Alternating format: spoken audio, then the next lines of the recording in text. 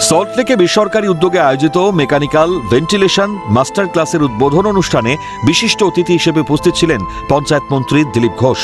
প্রদীপ প্রজ্বলনের মধ্যে দিয়ে অনুষ্ঠানের সূচনা হয়। তৃণমূল আমলে রাজ্যের স্বাস্থ্য ব্যবস্থার চূড়ান্ত অবনতি হয়েছে, এমনকি তৎকালীন স্বাস্থ্য ব্যবস্থার একের পর এক দুর্নীতির খবর প্রকাশ্যে। বিজেপি সরকার রাজ্যে ক্ষমতা এসেছে খুব বেশি দিন হয়নি, ক্ষমতা এসেই সার্বিক উন্নতির চেষ্টা করছে বর্তমান বিজেপি সরকার। মন্ত্রী দিলীপ ঘোষ বলেন, পশ্চিমবঙ্গের স্বাস্থ্য পরিষেবা এখনও রুগ্ন অবস্থায় রয়েছে। কার কি অসুখ হবে তা খুব অনিশ্চিত বিষয়। চিকিৎসার খরচও অনেক বেড়েছে। চিকিৎসার জন্য পশ্চিমবঙ্গের বহু মানুষ এখনও দক্ষিণ ভারতের ওপর নির্ভরশীল।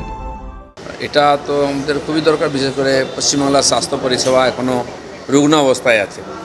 আর বিশেষ করে যে ধরনের অসুখ বিসুখ, আজকাল কোনো স্থান কাল পাত্র ভেদ নেই, বিভিন্ন ক্রিটিক্যাল অসুখ হচ্ছে, আর চিকিৎসার খরচা অনেক বেশি হয়ে গেছে। কথায় কথায় আমরা দক্ষিণ ভারতে যাই। মন্ত্রী দিলীপ ঘোষ আরও বলেন, মানুষের মধ্যে সচেতনতার প্রয়োজন রয়েছে। সুস্থ থাকতে গেলে সঠিক জীবনযাত্রারও বিশেষ প্রয়োজন। কলকাতায় এই ধরনের পরিষেবার প্রয়োজন আছে যাতে মানুষ এখানে চিকিৎসা পান।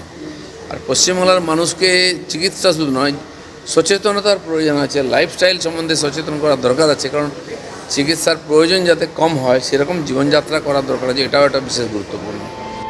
তৃণমূল আমলে স্বাস্থ্যসাথী নিয়েও দুর্নীতি হয়েছে বলে অভিযোগ ওঠে। চরম অরাজকতা দেখেছে বাংলা। সেই পরিস্থিতি থেকে বিজেপি সরকারের হাত ধরে ঘুরে দাঁড়ানোর স্বপ্ন দেখছে রাজ্য। শুভদীপ মান্নার রিপোর্ট, ক্যালকাটা নিউজ।